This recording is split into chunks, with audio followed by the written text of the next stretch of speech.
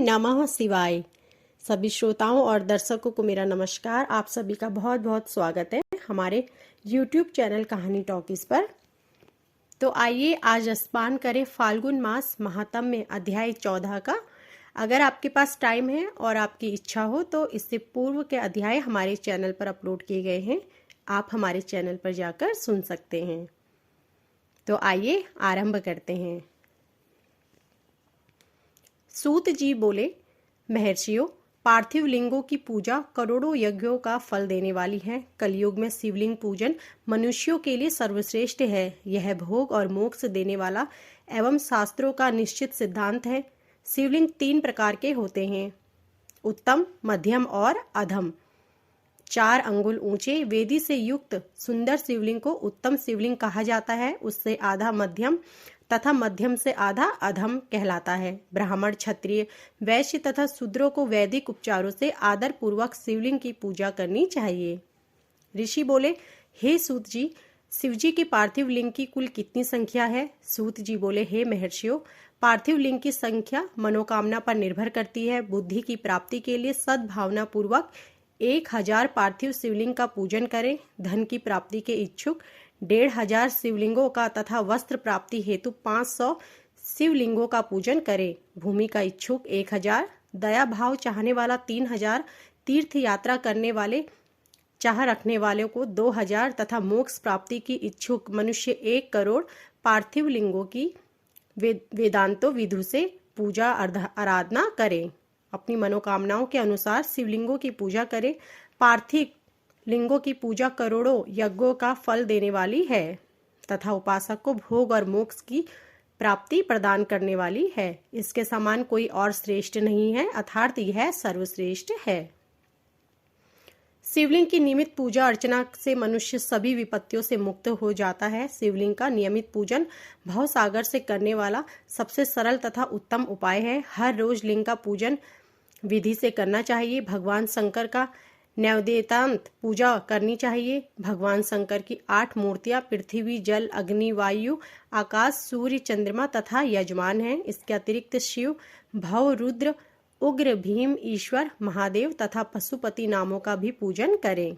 अक्षत, चंदन और बेलपत्र लेकर भक्ति पूर्वक शिव जी का पूजन करें तथा उनके परिवार, जिसमें ईशान, नंदी, चंड, महाकाल, भृंगी, वृष, स्कंद, कपित्सर, शुक्र तथा सोम है, का 10 दिशाओं में पूजन करें।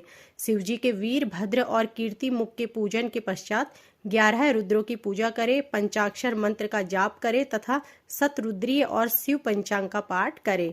इसके उपरांत शिवलिंग की परिक्रमा कर शिवलिंग का विसर्जन करें। रात्रि के समय समस्त देवकायों को उत्तर दिशा की ओर मुख करके ही करना चाहिए।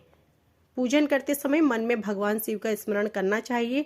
जिस स्थान पर शिवलिंग स्थापित हो वहां पर पूर्व, पश्चिम और उत्तर दिशा में ना बैठें, क्योंकि पूर्व दिशा भगवान शिव के सामने पड़ती है और इष्ट देव का सामना नहीं रोकना चाहिए। उत्तर दिशा में शक्ति स्वरूप देवी उमा विराजमान रहती है। पश्चिम दिशा में शिव जी का पीछे का भाग है और पूजा पीछे से नहीं की जा सकती, इसलिए दक्षिण दिशा में उत्तर भी मुड़ होकर बैठना चाहिए। शिव के उपासकों को भस्म से त्रिपुंड लगाकर रुद्राक्ष की माला, बेलपत्र आदि लेकर भगवान का पूजन करना चाहिए। यदि भस्म न मिले तो मिट्टी से ही त्रिपुंड का निर्माण करके पूजन करना चाहिए। ऋषि बोले, हे सूत जी, हमने पूर्व में सुना है कि शिव का नैवेद्य ग्रहण नहीं करना चाहिए। इस संबंध में शास्त्र क्या कहते हैं, इसके बारे में हमें बताइए तथा बिल्व के महात्म्य को भी स्पष्ट कीजिए। सूत जी ने कहा, हे मुनियों, आप सभी शिव व्रत का पालन करने वाले हैं, इसलिए मैं आपको प्रसन्नता पूर्वक सारी बातें बता रहा हूँ। आप ध्यान पूर्वक सुने। भगवान शिव के भक्त को जो उत्तम व्रत का पालन करता है तथा बाहर भीतर से पवित्र व शुद्ध है, अर्थात निष्काम भावना से भगवान शंकर की पूजा अर्चना करता है, शिव नैवेद्य का अवश्य भक्षण करना चाहिए, क्योंकि नैवेद्य को देख लेने से ही सारे पाप दूर हो जाते हैं। उसको ग्रहण करने से बहुत से पुण्यों का फल मिलता है। नैवेद्य को खाने से हजारों और अरबों यज्ञों का पुण्य अंदर आ जाता है। जिसके घर में शिवजी के नैवेद्य का प्रचार होता है उसका घर तो पवित्र ही है, बल्कि वह साथ के अन्य घरों को भी पवित्र कर देता है। इसलिए सिर झुकाकर प्रसन्नता पूर्वक एवं भक्ति भावना से इसे ग्रहण करे और इसे खा ले। जो मनुष्य इसे ग्रहण करने या लेने में विलंब करता है वह पाप का भागी होता है। शिव की दीक्षा से युक्त शिव भक्त के लिए नैवेद्य महाप्रसाद है। जो मनुष्य भगवान शिव के अलावा अन्य देवताओं की दीक्षा भी धारण किए हैं उनके संबंध में ध्यान पूर्वक सुनिए। ब्राह्मणों, जहाँ से सालग्राम शिला की उत्पत्ति हुई है वहाँ उत्पन्न लिंग में रसलिंग में पाषाण, रजत तथा सुवर्ण से निर्मित लिंग में देवताओं तथा सिद्धों द्वारा प्रतिष्ठित लिंग में केसर लिंग, स्फटिक लिंग, रत्न निर्मित लिंग तथा समस्त ज्योतिर्लिंगों में विराजमान भगवान शिव के नैवेद्य को ग्रहण करना चंद्रायण व्रत के समान पुण्यदायक है। शिव नैवेद्य भक्षण करने एवं उसके सिर पर धारण करने से ब्रह्म हत्या के पाप से भी छुटकारा मिल जाता है और मनुष्य पवित्र हो जाता है। परंतु जहाँ चांडालों का अधिकार हो वहाँ का महाप्रसाद भक्ति पूर्वक भक्षण नहीं करना चाहिए। बाणलिंग, लौह निर्मित लिंग, सिद्धलिंग, उपासना से प्राप्त अर्थात सिद्धों द्वारा स्थापित लिंग, स्वयं भूलिंग या मूर्तियों का जहाँ पर चंड का अधिकार नहीं है, जो मनुष्य भक्ति पूर्वक स्नान कराकर उस जल का 3 बार आचमन करता है उसके सभी कायिक, वाचिक और मानसिक पाप नष्ट हो जाते हैं। जो वस्तु भगवान शिव को अर्पित की जाती है वह अत्यंत पवित्र मानी जाती है। हे ऋषियों, बिल्व अर्थात बेल का वृक्ष महादेव का रूप है। देवताओं द्वारा इसकी स्तुति की गई है। तीनों लोकों में स्थित सभी तीर्थ बिल्व में ही निवास करते हैं, क्योंकि इसकी जड़ में लिंग रूपी महादेव जी का वास होता है। जो इसकी पूजा करता है वह निश्चय ही शिवव्रत प्राप्त कर लेता है। जो मनुष्य बिल्व की जड़ के पास अपने मस्तक को जल से सींचता है उसे संपूर्ण तीर्थ स्थलों में स्नान का फल प्राप्त होता है। बिल्व की जड़ों को पूरा पानी से भरा देखकर भगवान शिव संतुष्ट एवं प्रसन्न होते हैं। जो मनुष्य बिल्व की जड़ों अर्थात मूल भाग का गंध, पुष्प इत्यादि से पूजन करता है वह सीधा शिवलोक को प्राप्त होता है। उसे संतान और सुख की प्राप्ति होती है। भक्ति पूर्वक पवित्र मन से बिल्व की जड़ में दीपक जलाने तथा मनुष्य सब पापों से छूट जाता है। इस वृक्ष के नीचे जो मनुष्य एक शिव भक्त ब्राह्मण को भोजन कराता है उसे 1 करोड़ ब्राह्मणों को भोजन कराने का फल मिलता है। इस वृक्ष के नीचे दूध, घी में पके अन्न का दान देने से दरिद्रता दूर हो जाती है। हे ऋषियों, प्रवृत्ति और निवृत्ति के 2 मार्ग हैं। प्रवृत्ति के मार्ग में पूजा पाठ करने से मनोरथ पूर्ण हो जाते हैं। यह संपूर्ण अभिष्ट फल प्रदान करता है।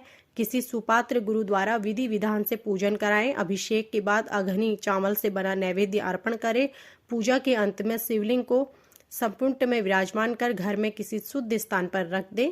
निवृत्ति मार्गी उपासकों को हाथ में ही पूजन करना चाहिए। भिक्षा में प्राप्त भोजन को ही नैवेद्य के रूप में अर्पित करें।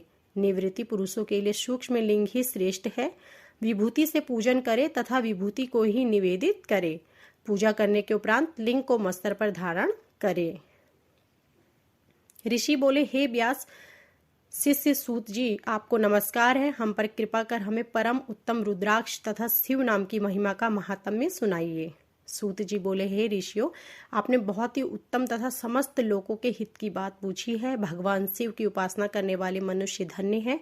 उनका मनुष्य होना सफल हो गया है। साथ ही शिव भक्ति से उनकी कुल का उद्धार हो गया है। जो मनुष्य अपने मुख से सदा शिव और शिव नामों का उच्चारण करते हैं पाप उनका स्पर्श भी नहीं कर पाता। भस्म, रुद्राक्ष और शिव नाम त्रिवेणी के समान महा पुण्यमय है। इन तीनों के निवास और दर्शन मात्र से ही त्रिवेणी के स्नान का फल प्राप्त होता है। इनका निवास जिनके शरीर में होता है उसके दर्शन से ही सभी पापों का विनाश हो जाता है। भगवान शिव का नाम गंगा है।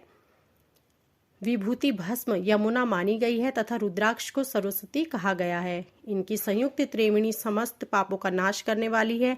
हे श्रेष्ठ ब्राह्मणों, इनकी महिमा सिर्फ भगवान महेश्वर ही जानते हैं। यह शिव नाम का महात्म्य समस्त पापों को हरने वाला है। शिव नाम अग्नि है और महापाप पर्वत है।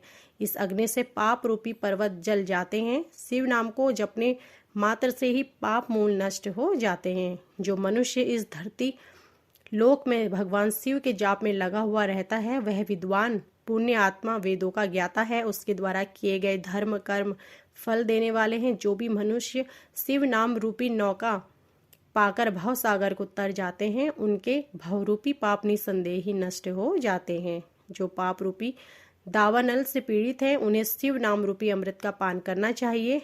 हे मुनियों, जिसने अनेक जन्मों की तपस्या की है, उसी ही पापों का नाश करने वाली शिव भक्ति प्राप्त होती है। जिस मनुष्य के मन में कभी न खंडित होने वाली शिव भक्ति प्रकट हुई है, उसे ही मोक्ष मिलता है। जो उनके पाप करके भी भगवान शिव के नाम जप में आदरपूर्वक लग गया है, वह समस्त पापों से मुक्त है, इसमें जरा सी भी संशय नहीं है।